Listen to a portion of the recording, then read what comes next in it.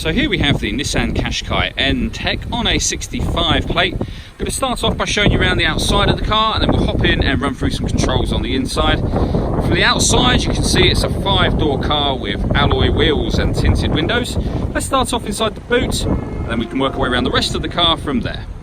So as we approach the back of the car, you'll see we have reversing sensors, plenty of boot space as well, and both of these trays will lift and remove to leave more space underneath them should you need it. Okay, so we're just going to work our way back round to the front of the car now, and then we'll hop in and run through some controls on the inside. But now that we've done a full circle of it, you can see it's in fantastic condition the whole way round. Just briefly before we climb in, I think it's well worth seeing the interior from this exterior point of view. These seats are as good as new. There's plenty to run through on the dashboard, so let's hop in and we'll do that now. Okay, so now that we're inside the car, we're going to start with the dials. On the left-hand side, we have the rev counter, and on the right-hand side, the speedometer and fuel gauge. In the middle, you can see the total miles for this car are 17,027.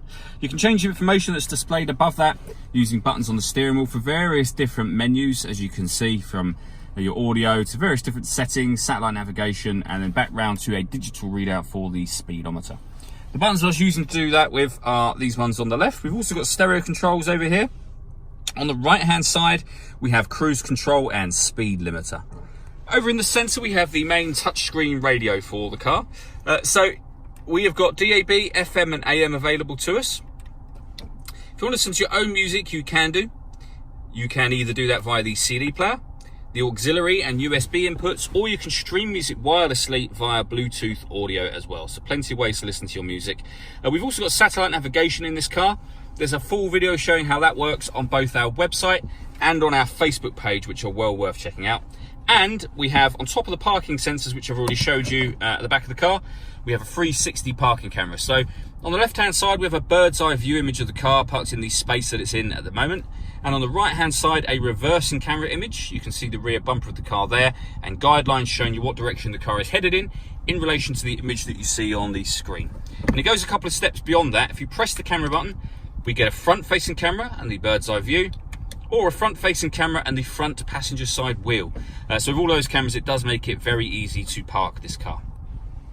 Working our way down, we have dual zone climate control, so you can adjust the temperature on the passenger side, the driver side, fan speed up or down from here. You can determine where you'd like the air to be distributed within the car using these buttons. And when you're happy with those settings, that button will turn the air conditioning on, or you can hit auto and the car will now maintain these temperatures by taking control of the fan speed for you. You can override that at any time you wish to by readjusting the fans to your own level.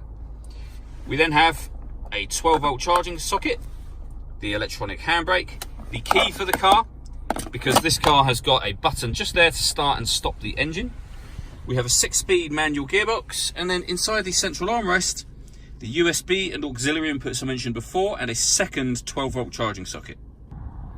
I just want to finish up by talking about the panoramic glass roof on this car. So you can see the sun blind is closed at the moment. There's a button up here.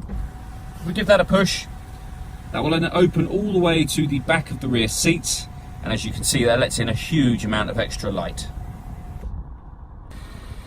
All that leaves me to say is thank you for taking the time to watch this video. If you'd like to come and see the car in person and have a test drive, please feel free to call any of our MJA sites.